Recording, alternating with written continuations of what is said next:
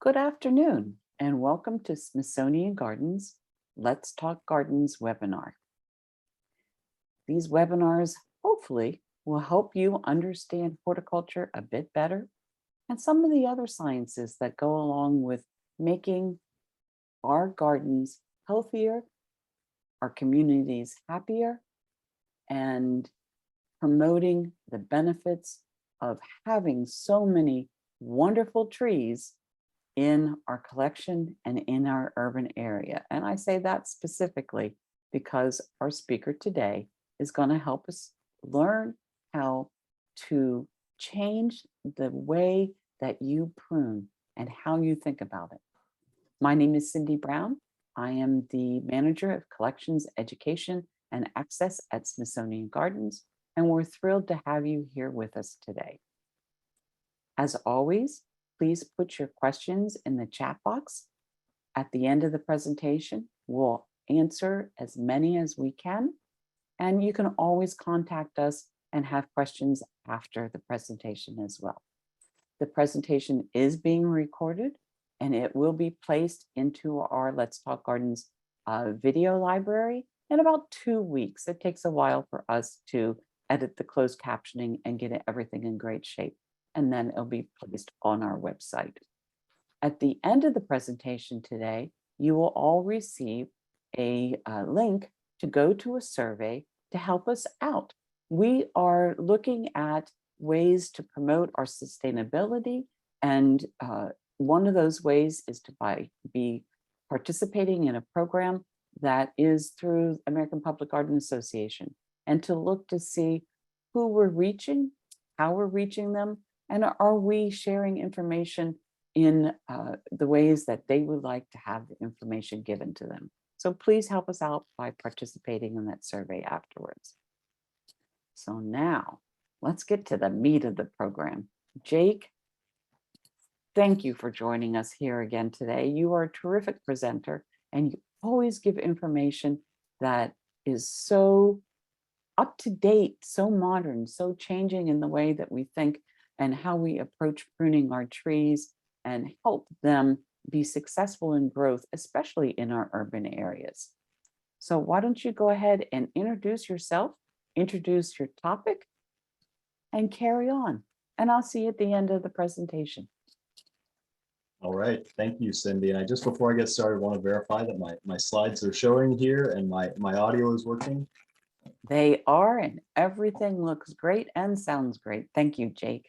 All right, so my name is Jake Hendy, and I'm the arborist here at Smithsonian Gardens, and I've been in my current position here for a little bit more than 5 years. And the title of today's Let's Talk Gardens webinar is Revolutionize Your Tree Pruning, Learn to Prune Better, and Speak for the Trees. And there are a couple layers to this topic, and there are a lot of layers to this topic, but I only plan to peel back really a couple of those layers for our audience of gardeners and plant and tree enthusiasts today. But I plan to keep returning to one very simple theme. If we prune our trees the right way when they're young, something that very few of us are successfully doing today, those trees are going to thank us and be a lot better off for the long term. And I'll admit this is a little bit of an ambitious topic for our Let's Talk Gardens audience, as it's something even my community of professional arborists struggles with. But I plan to make the case that you, again, say the average gardener who attends a Let's Talk Gardens webinar, you are a really important asset and voice to improving how we care for and how we prune our urban trees. So before I get too far into pruning, I just want to talk a little bit more about Smithsonian Gardens for those of you who are not familiar. We are public gardens and living museums associated with each of the Smithsonian museum sites in the monumental core of Washington, D.C. We are supported by a staff of horticulturists, gardeners, landscape architects, education specialists, collection specialists, and a full greenhouse production unit. As a public garden at the Smithsonian, our gardens are living museums that seek to extend the museum experience beyond the museum walls, and our gardens interact with the themes of their respective museums. For example, our National Museum of American History includes a World War II era Victory Garden. Our National Museum of the American Indian is designed as a pre-colonial contact, all native landscape, and so on and so forth. As a living museum, collections are foundational to our mission, and our trees are uniquely a living collection of the Smithsonian. Like our gardens, we want the trees that we collect and care for to interact with the themes of their respective museums, engaging with themes like science and history, art, culture, conservation in the environment, as well as maintaining a collection of rare and unique trees, historic trees, and the like. But more for today's webinar, as a highly visited public garden, we also think of our tree collection as potentially a very highly visible demonstration of best practices and a potential proving ground for new and innovative practices in horticulture and tree care, such as the type of pruning that we will talk about today. As one brief example of the types of things we are trying to do with our tree collection, again, to bridge those themes in our gardens with the themes inside museum walls, we do things like this very cool project working with the National Air and Space Museum and NASA to bring a tree that has literally been to the moon to our Air and Space Museum gardens. And you can hear all about it on the Air and Space Museum's recent Airspace podcast available online. Well, back to the main topic of the webinar, really here's the roadmap for today's talk, and it's built around 4 key objectives and take-home points. I'll start by, again, previewing those points that I want you to take home. I'll talk about why we do what we do. As urban tree managers, it's our goal to grow healthy, strong, resilient trees in urban forests. Then I'll introduce more of the details about this best practice of structural pruning to build those strong and resilient urban trees and forests. I'll talk about this as an opportunity out there for us to embrace a new practice for our trees and for our urban forests. And then I'll talk about how there's a need for people probably like you to steward and advocate for better pruning of our trees and our forests. And finally, I'll wrap up by just reviewing those things that I really want you to take home. Our target audience today is gardeners, master gardeners, plant and tree enthusiasts, people who may or may not have done a little bit of tree pruning before. It's a pretty technical topic for Let's Talk Gardens, but I think you're in the right place if you're sort of in this target audience. So just to gauge the audience today, I'm interested in what your experience is with pruning, and specifically this type of pruning called structural pruning. So Cindy, are you able to bring up a poll? All right, so There you go. Are you experienced with structural pruning, or have you never pruned a tree in your life? Yay. A, I'm confident. I know a lot about structural pruning. I've done quite a bit of it. B, I think I know what you mean when you say structural pruning. C, I'm experienced, but not really sure what you mean. D, I cut a few branches here and there. Or E, never pruned a tree in my life. This is awesome. This is exactly what we had hoped to see, a nice even distribution of really all 5 of these categories. It looks like most people here have at least cut a few branches in your life. So we will go ahead and end that poll, Cindy, and move along. Okay, and then we'll share the results. We've got to share the results.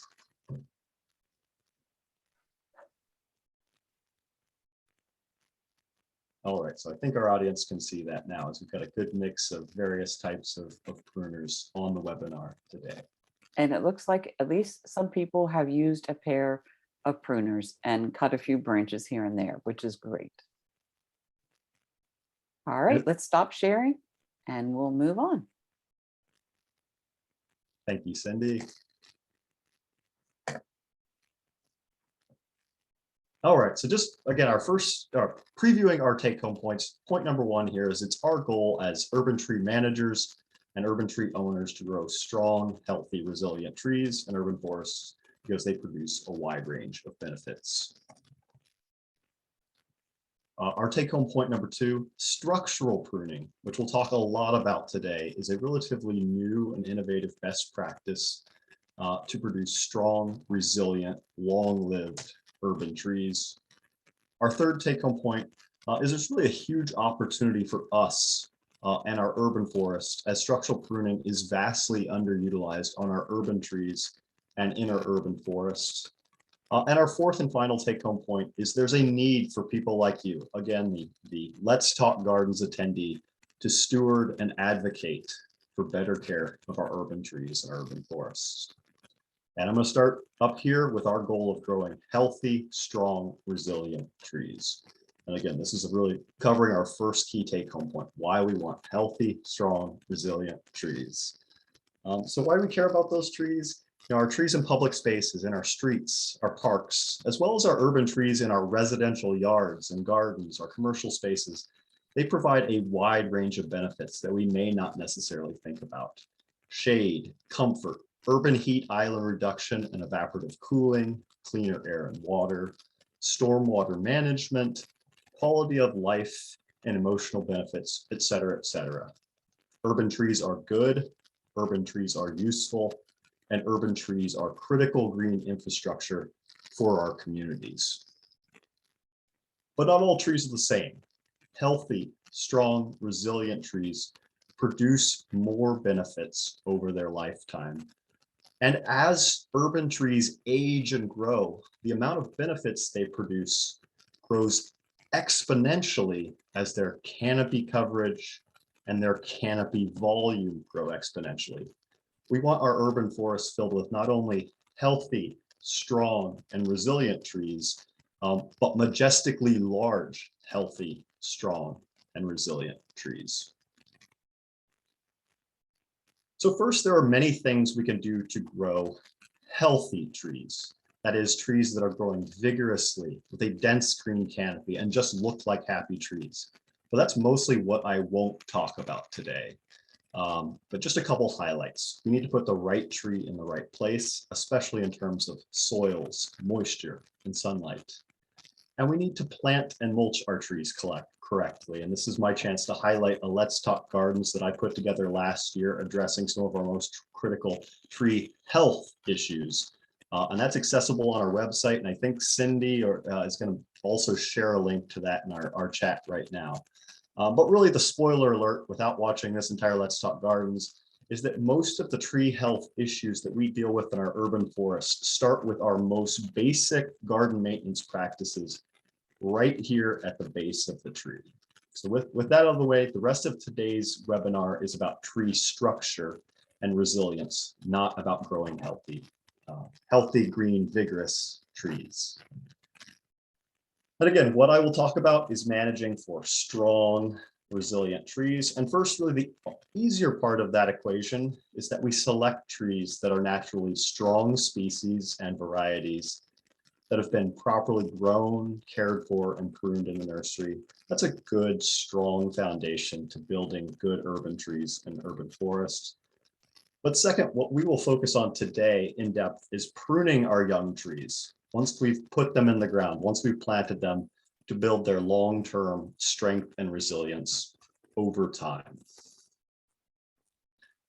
And the best way for me to tell that story is the story of the American elm in the monumental core of Washington, D.C., where we at the Smithsonian are located.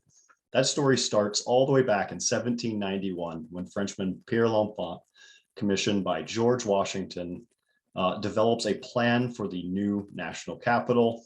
It's not until really the turn of the 20th century when the Senate Park Commission actually begins implementation of that vision in the core of DC around what we know today as the National Mall.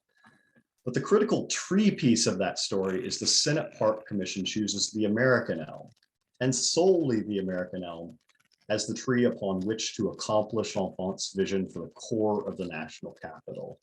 And so we, alongside our partners in the Monumental Corps, have largely stewarded that vision to this day. One problem though, Dutch elm disease enters the US about the same time we begin planting all of these elms up here in the 1930s. It's killing elms in the core of DC by 1947. And then we see this seesawing battle play out between efforts to sustain the elms versus the disease heavy hits to our elm population. Mortality rates move as high as 7% per year in the district in the 80s. But on the other hand, intensive management and replanting sustains those elms. And then down here in the 1990s, this seemingly miraculous advance of disease-resistant cultivated varieties or selections of American elms becomes a powerful tool to fight this disease and sustain the elms. Our approach to Dutch elm disease really to this day looks like this: intensive monitoring for diseased trees, sanitation, removing dead and diseased branches and trees as soon as we see them, fungicide injections, actually injecting fungicides into the trees to prevent and fight this pathogen, and planting disease-resistant American elm cultivars. And that solves the problem, right? Well, no, that's where this becomes a tree structure story. Meet Princeton elm, a disease-resistant American elm selection, a cultivated variety, and I should say to this day, one of the most commonly planted urban trees in the mid-Atlantic. At the Smithsonian, we planted this tree everywhere in the mid-90s and into the 2000s. And it's a cultivar selected in the 1920s for its ornamental characteristics, and then it was later discovered to be highly resistant to Dutch elm disease. It's a great, easy to grow, urban tolerant tree in many ways, but it's also a variety that, if unmanaged and unpruned, grows all of the characteristics of the trees that we do not want. The trees that we know are the first to split in half or just completely fall over when a strong wind blows through town. And so as this cohort of trees, again, really first planted in the 1990s, begins to age, it fairly quickly becomes evident that tree structure-induced mortality of some of our disease-resistant new elms is actually higher than the mortality of their susceptible counterparts that are being killed by the Dutch elm disease pathogen itself. So again, I just want to pause on that point. Is the trees we brought in to save the elms are actually, due to their tree structure issues, we're actually losing them quicker than the trees that we're losing to the disease itself. And so we've really taken an all above approach to this cohort of elms that we brought in to save the elms. First, we've replaced some of these trees with better and stronger species and cultivars of elms and other species. We've increased diversity in our urban forest, having a mix of trees with a diversity of strengths and weaknesses makes for a more resilient urban forest overall.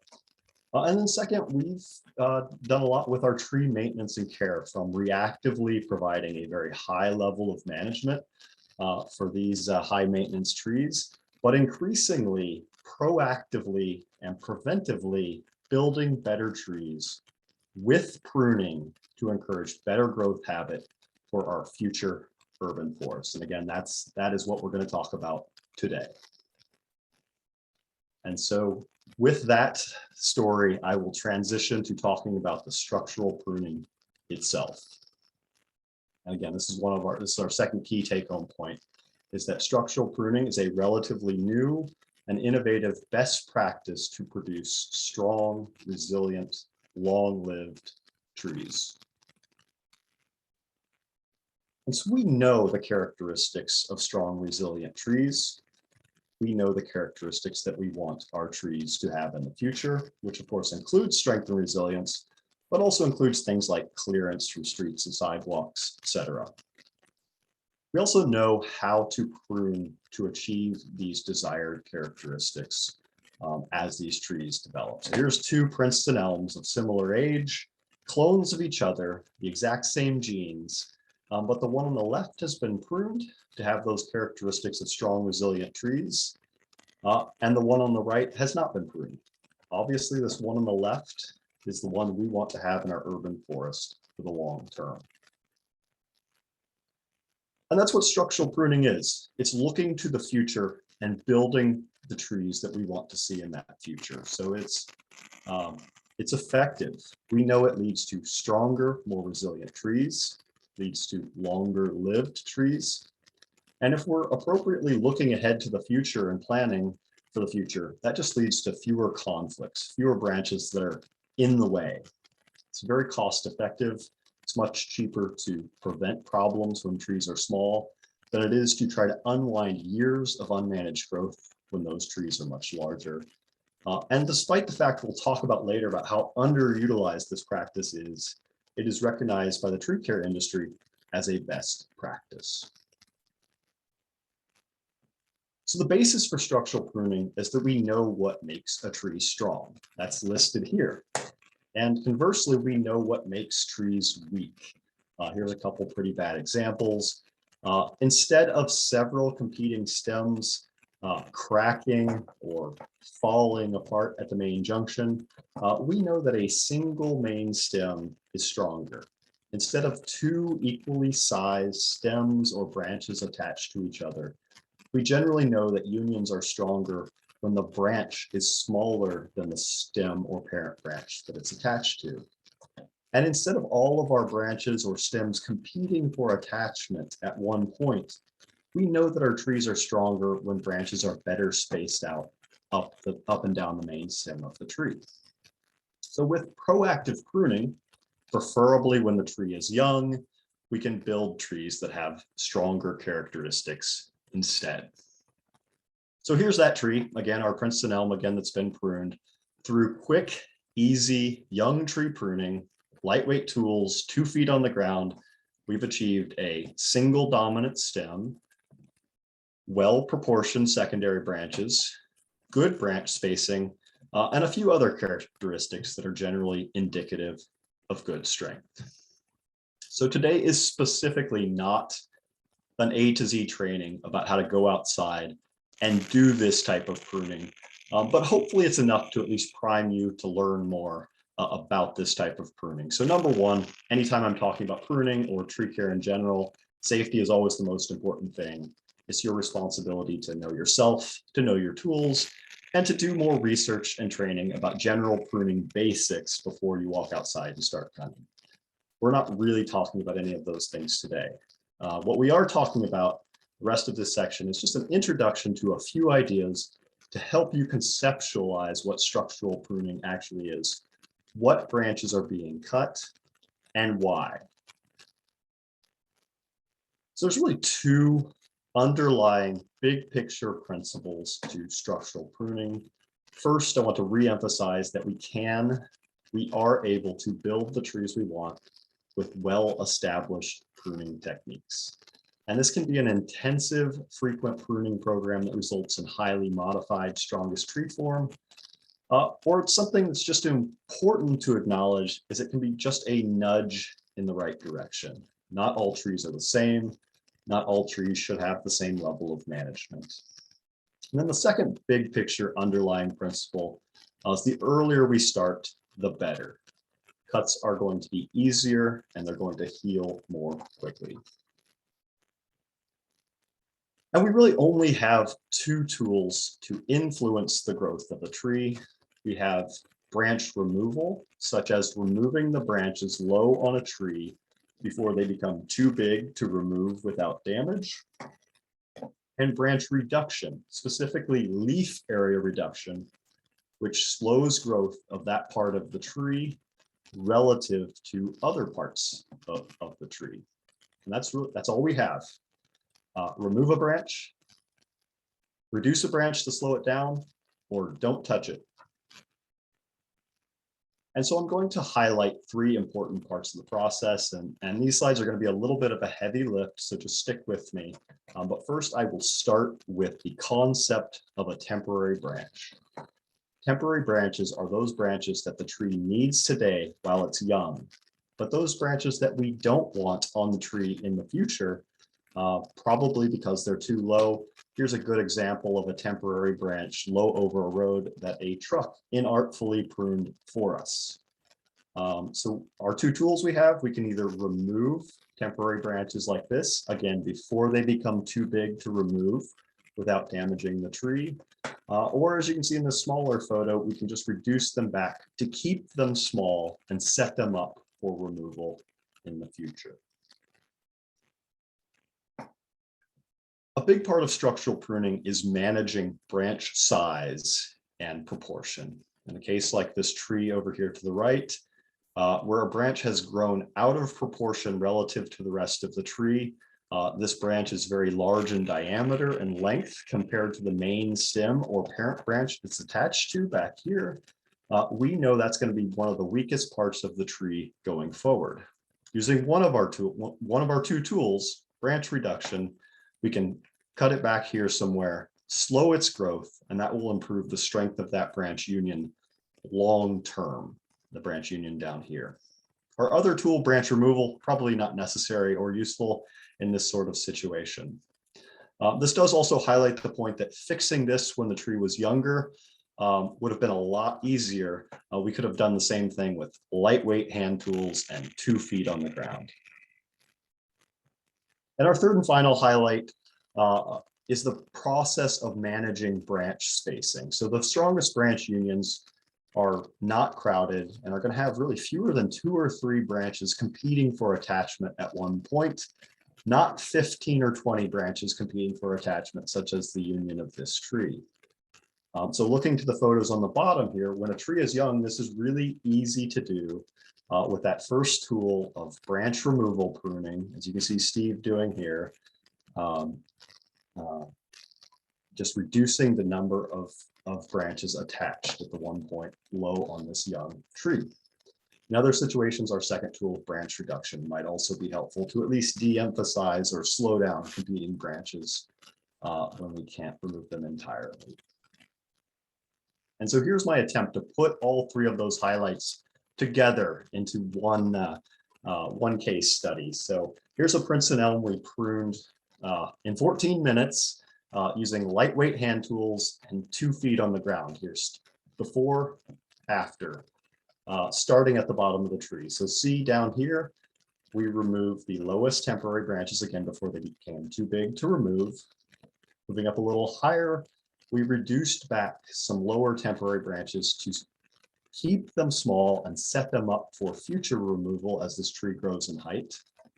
Then up here in the permanent canopy, we identified a main stem of the tree, and then where both of the twos are, we reduced back a couple oversized branches that were beginning to compete with the main stem. And then number 3, we thinned out this union down here where too many branches were attached and they were beginning to compete for attachment, all long-term issues for this tree. This tree currently looks a lot different and will forever look a lot different than its unmanaged form. Here's about a 30-year-old Princeton elm that didn't receive a lot of management. So I spent a lot of time talking about elm trees today, but this type of pruning is beneficial to almost all types of trees. It's ginkgos, sweet gums, it's oaks. For us, it also includes black gums, hackberries, zelkovas, hickories, maples, birches, magnolias, pines, even flowering cherries, dogwoods, silver bells, hornbeams, and more. Some don't need much help, think ginkgos and oaks, and some need a lot more help. But the uniting theme here is that small trees is where it's easy and effective. An ounce of prevention, it is worth a pound of cure. We've done work on some larger trees. Here's a pignut hickory where the inevitable conclusion is that these 2 competing stems right here are likely to pull apart from each other at some point along a seam that has developed between the 2 of them. Again, with about a half dozen pruning cuts in about 15, maybe 20 minutes, our contracted tree care company immediately improved the long-term prospects for this tree, most importantly, favoring a single main stem and conscientiously reducing back those branches that were competing with it. Again, this would have been much easier if we started earlier, but better now than never. And so with that, I'll stop, take a deep breath, and again, throw up a couple quick quiz questions to now that we're through the main part of the structural pruning section. So I think, Cindy, you've brought up the quiz for our group today, and we'll give everybody a little chance to read through this. But again, what is the most important type of pruning for young trees? Removal of crossing branches. B, removal of dead, dying, and diseased branches. C, thinning the canopy for air circulation and light penetration. And D, pruning to build stronger trees. Looks like we still got quite a few answers coming in, so we'll give it a few more seconds. Well, they've at least been paying attention to what you're saying, Jake. That's Yeah, we've terrific. got a I good want group to, today. everybody gets an A. So let's go ahead and share the results on this. All right, Cindy, I think our audience is seeing the results on this. And so I just want to, before we move away from these results, I want to mention the point here is that all of these types of pruning are fine and can be very useful in a lot of our trees.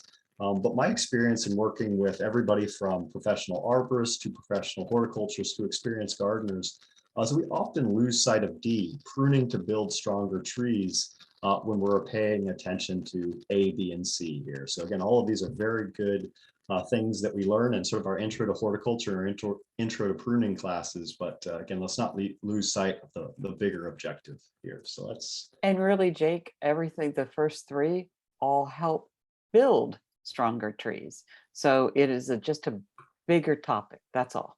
Exactly. So we've got one more quiz question. I think it's even a little bit easier than this one. So we'll move to the next slide. All right, when is the best age to prune to improve tree structure? A, young trees, B, medium-aged trees, C, old trees.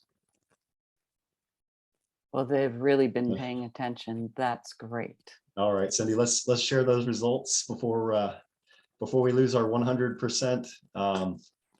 And again, I may be, judging by the answers to this quiz, I may be belaboring this point, but it's an important one. An ounce of prevention is worth a pound of cure. In fact, we already got a question that says, when's the best time to start? Well, this emphasizes the best time to start as soon as you plant the tree. Yeah, I'll talk a little bit about when we start later, but yes. So we will stop sharing the poll right there. And we will move along to our next section here. So this is, we'll move along to talking about why we aren't doing more of this pruning that's so valuable for our trees. So again, one of our key take-home points today is I really want to frame this as an opportunity for us as people who care about trees. We have a very valuable, relatively new best practice that we really aren't using on the trees that we love in our urban spaces. So just to talk a little bit more about our Smithsonian experience, really validated the value of this practice many times over. It's effective, it's cost effective, and it's the best practice we utilize because it's what our trees needed when our trees needed it. And those trees are very much thanking us for it now. But the longer we implemented this intensive structural pruning program, the more we looked around and realized that we didn't see a lot of it elsewhere on urban trees. So in essence, it was a quote industry standard best practice that wasn't really standard in our industry at all. And when I say industry standard, I'm referring to this rather dry set of A300 standards that we as arborists generally religiously adhere to in urban forestry and arboriculture. And interestingly, structural pruning was added to this standard 14 years ago in 2008, which makes it both a well-established best practice and also a total newcomer to our industry. And so we've done a lot of work to understand what others around us are doing through everything from just a windshield survey to informally surveying the experts who know a lot more about this than us. And really the answer is a resounding no. Arborists, other practitioners, tree owners, we really aren't utilizing this best practice widely across our urban trees and our urban forests. And so the longer we've done this, the more we frame sort of our public garden and our tree collection, again, as a highly visible demonstration and proving ground for this best practice. And it's taken a lot more work than I expected to get where we are today. We've done a lot of staff training, managing about a week's worth of structural pruning field days for horticulture staff each year. We've updated our tree maintenance services contract to include structural pruning. And we've really dealt with this reality, as we'll talk about later, that some of the tree care companies interested in working on contracted work with our trees may not be accustomed to doing this type of pruning That really need to do some legwork to make sure that the crews on our site are prepared, again, for this best practice. So we focused our efforts, and Cindy, this gets to the question that you received. We focused our efforts on young trees. We prefer to do it as soon as they're healthy and established, so maybe about a year after we first plant them.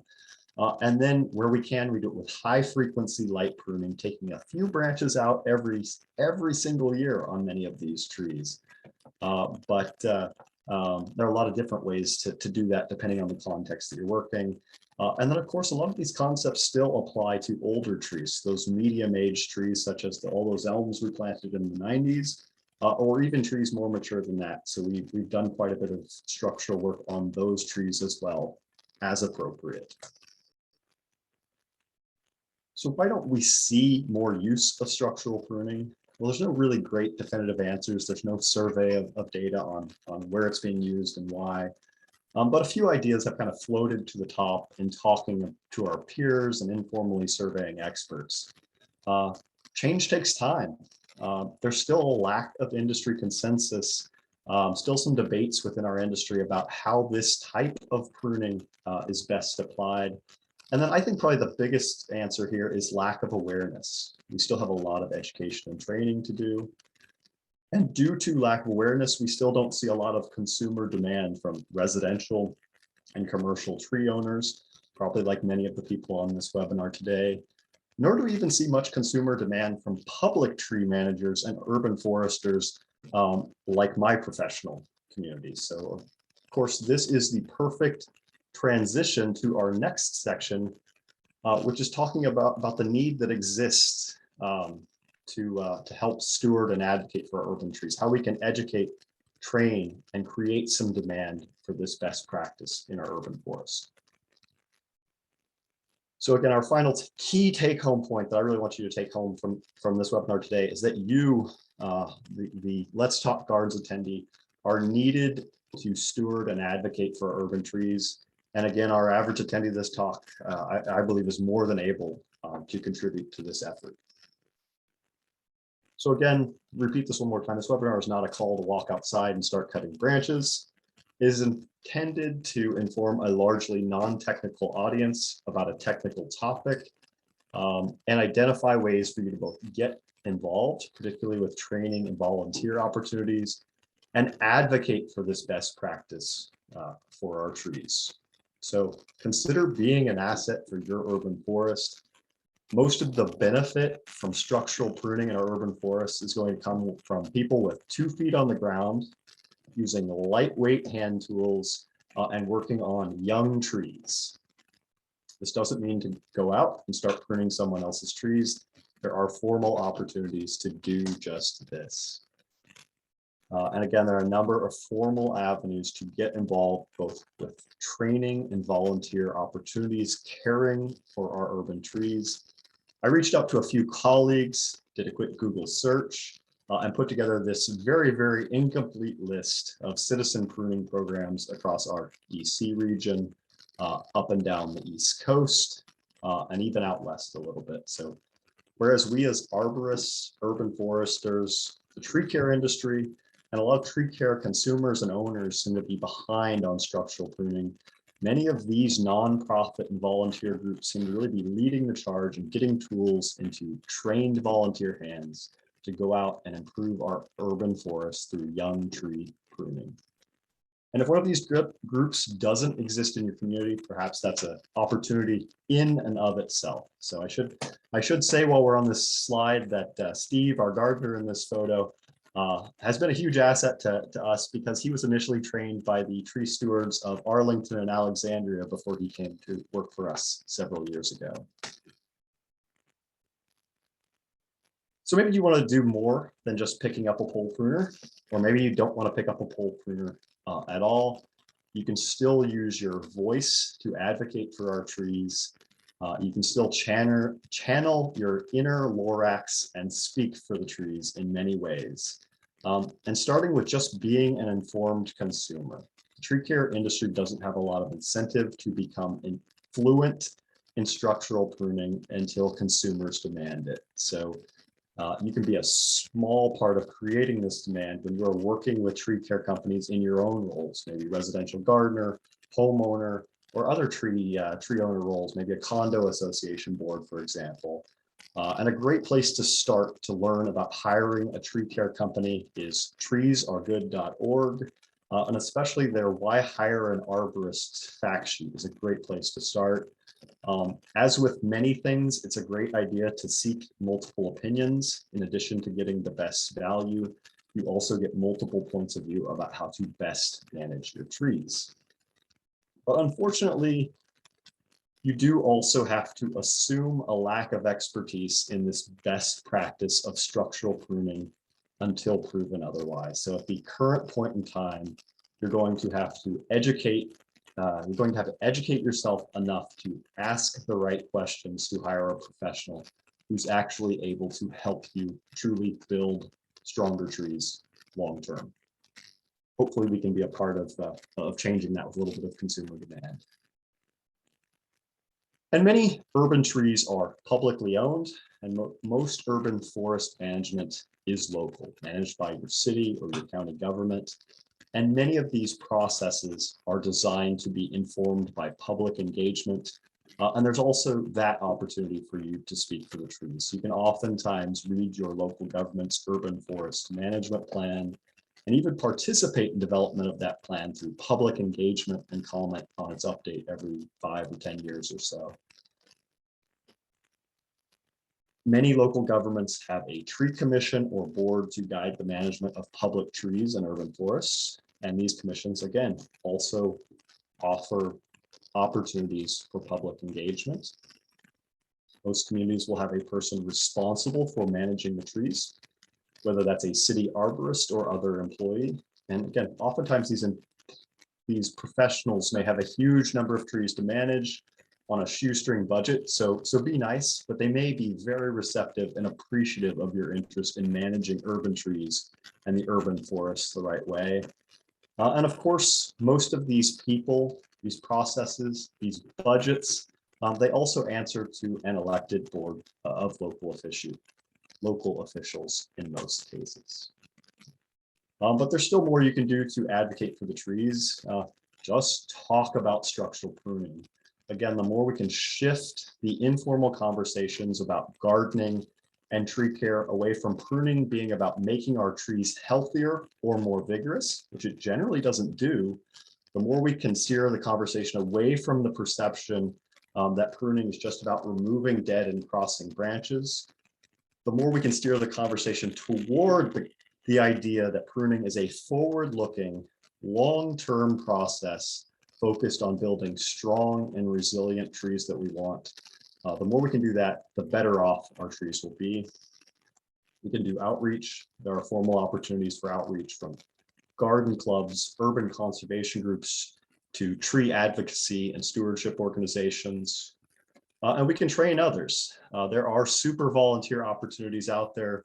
Some of the best pruners that I've worked with do not have a formal degree or an arborist certification. They're just people who took a little time to learn more about what we talked about today, spent a little time practicing and contributing to their communities, and they really enjoy and believe in it, and are willing to share those skills with others. And that really wraps up the main content for this webinar today. Again, I want to return to where we started the day. There are a lot of layers to the topic of structural pruning.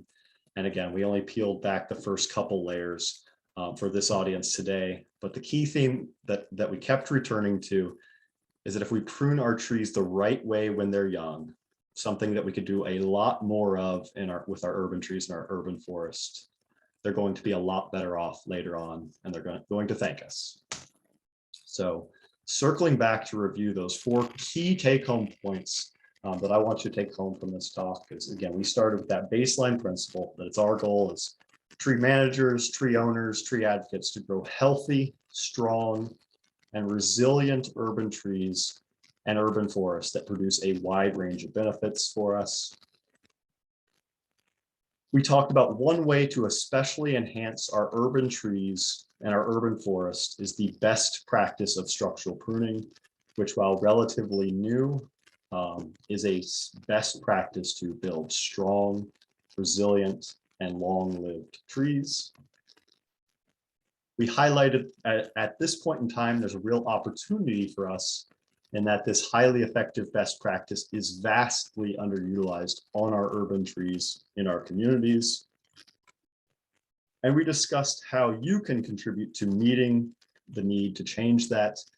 Many gardeners, volunteers, advocates, tree stewards, citizen pruners are needed to steward our trees and to give voice to advocate for our trees as well.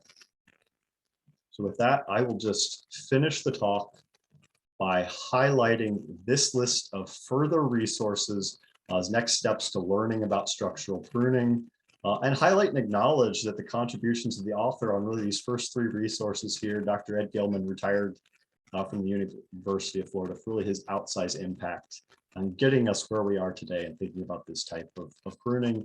And then also down here, just a couple general pruning resources. There are a number of those out there, which if you're on that list of people who hasn't done much pruning, some of these type references may be very, very helpful to get you started as well. So with that, I guess we'll hand it off to Cindy, and you can throw some questions at me. Oh my, I don't think we have time to answer all these questions, but we'll work on it. First, I want to thank Zach. Zach is behind the scene and you all don't get to see him, but he's been helping us out with putting things in the chat box as well as running the polls this time. So thank you a lot, Zach, for doing all that supportive work. Jake, when is the best time to do this structural pruning? Time of the year, I should say, not just time of the tree, but time of the year. There are a lot of considerations about pruning timing, most of which my general answer to pruning timing is do it when you have the time to do it is generally a pretty good answer to timing pruning. But we are just entering the best time to do structural pruning on most trees because the leaves are falling off of them and we can see that structure in many of these trees and really get the best full picture of how that tree is growing. Starting here in the DC region, probably in about the next 2 to 4 weeks or so. Yes. Well, this is great for structural pruning, but many of us still do some pruning that we do more for the looks of the trees rather than maybe the health of the trees, including heading back our crepe myrtles, limbing up some of our arborvitaes. What does that do to the health of the tree if you're continually heading things in, cutting things back, taking things back to one stem, and you have all that witch's broom off the top of it? How does that affect? That's a big question, Cindy. I think there are, as I indicated earlier in this talk, there are many forms of structural pruning, and all of our trees will benefit if we are aware of what makes this tree strong, aware of what makes a tree weak, and we push. And if it's our intent to grow a large shade tree that we want to be on the landscape for a long period of time, and again, be a healthy, strong, resilient tree, then we've got the tools to push it in that direction, even though we may also have other objectives for that tree as well. So one really great example that I like to talk about is we do structural pruning on our flowering cherries. And that looks a lot different than structural pruning of an elm tree or an oak tree. We can make a few cuts on those trees, again, to push them in the right direction, make them a little bit stronger, take those maybe 5-way unions and make them a 4-way union, just those small little nudges in the right direction on trees that where our primary objective is just ornamental pruning, keep them looking pretty. So there are a lot of there's really an art to this that takes a little time to develop, but it's, again, not an all or nothing proposition. There are many different ways to go with structural pruning, but if we're looking to the future, thinking about what makes a strong tree and pushing a tree in that direction, whether we're pushing it just a little bit or pushing it really hard, our urban trees and our urban forests are going to be much better off. Yeah, I agree, because there's so many trees that have a different form than just the upright single stem look. Japanese maples come to mind, and how traditionally they have been beautifully pruned to have cloud shapes or whatever. And if you're an orchardist, I guess that's the right word, you will have a different viewpoint on how you're pruning your apple trees and pear trees and peach trees, because they have more to be considered to make the health of the tree as well as the health of the crop that you're picking to go along with it. So good information. And I just want to reemphasize that point. Maybe that's the layer that we didn't get the chance to dig into today, but Right. Yeah, structural pruning is not an all or nothing proposition. It is taking the tree that you have, knowing what you're trying to do with it, looking to the future, understanding what makes a tree strong, what makes a tree long-lived, and again, pushing it just a little bit or a lot, depending on the context, in that direction. I like that. That's great. Well, actually, you just answered this. Are all trees the same when you think about structural pruning? So structural pruning is still key, but the tree's form, natural form, is something that you're really striving for, is what I'm hearing. Yeah, and when I give this talk to arborist groups, very much talk about the importance of embracing the natural form of the tree and appreciating that form. But again, also realizing many of our trees are growing in very artificial environments that make them grow in very unnatural ways, or as we talked about the example of the Princeton elm earlier, that's just a kind of a freak selection of elm that really doesn't have a natural growth form that is compatible with being on the landscape for a long period of time. Right. So maybe something we ought to do is to know what trees do have natural forms, whether those natural forms are, and that will help you be a better structural pruner. Absolutely. Great. This is a very technical question. This person knows, has done some pruning before. So with branch reduction, how does one deal with the loss of apical dominance and vegetative growth with suckers? So I don't think you're getting rid of apical dominance, not from what I saw, but how would you answer that? So, and that's a great question, because it very much is an issue, especially with heavy structural pruning. If you take off the terminal bud, the tip bud of a branch, that encourages lateral branching. And if there's enough light, those hormones will actually cause if it's a heavy cut and there's a lot of light coming in there, those hormones will actually cause sort of unorganized, messy, and chaotic growth to come out of that branch. One thing we found, again, is by reducing the amount we're taking out at once and returning more often, that can help sort of reduce that chaos. But in either scenario, by reducing those branches that we want to slow down, we want to de-emphasize, we may get a little bit of a chaotic response, but we are still, again, pushing the tree in the right direction in either scenario. I wish I could say this last question is one I'm really curious about, because I wish this, I think, has more to do with our nurseries than even our pruning. Are there any tree species that seem to never need structural pruning? And I have a feeling you and I have both been shopping at some bad nurseries before, that we know it's not just the tree, it's how the tree is being cared for when it's being grown that may play a part in it. Yeah, and I think there was a slide way back at the beginning of this where I talked a little bit about tree selection. Very much, if we can choose species that require less pruning, the more we can grow certain oaks and sweet gums and ginkgos, and even trees like black gums and hackberries generally have a more naturally strong form out on the landscape. Steering away from, particularly, I use the example of the Princeton elm, which is a tree that just, if unmanaged, will grow very quickly in a way that we don't necessarily want it to grow on our landscape. So it is about knowing your trees. And then one thing we've also witnessed is that nurseries manage trees in very different ways. So some nurseries, you can get a tree with a nice, well-developed central leader already on it. None of these defects and issues with trees we've talked about. And a lot of nurseries, you won't get trees like that. So if you can select trees from a nursery that's getting their trees off to the right start, you've already saved yourself a lot of effort.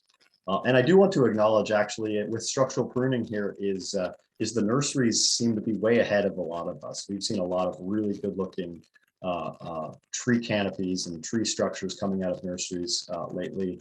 If you look back to some of those trees we planted in the 90s, you can still see where they made those cuts in the nursery in 1995, which were retrospectively not very good places to be making those cuts. Yeah, I agree. Okay, but if you're gifted a tree, and this one I had happen to me before, you're gifted a tree that doesn't have a leader, it just has horizontal branches coming out. Can you do something to make that, prune it somehow to make it have a horizontal, a vertical leader? Yeah, and I'm not going to give the full how-to as part of the Q&A, but there are a lot of great resources on there, again, how to do corrective pruning to a wide range of trees. And again, with a lot of our trees, we bring them in and certainly less than perfect conditions. Again, the market to buy trees is very difficult for us. So we'll oftentimes take a tree with a few defects and work on fixing those with pruning rather than just shopping for the perfect tree. Oftentimes, so in most cases, there's a way to again push them in the right direction and make a nice tree out of something that may not arrive in the best shape. Yeah, you have some of the questions up here and some of the resources, but what I would love you to do is to go back to that slide that have the references to who's out there that could possibly help you with hands-on instructions, with more classes. Yes, that one. Now, Yeah.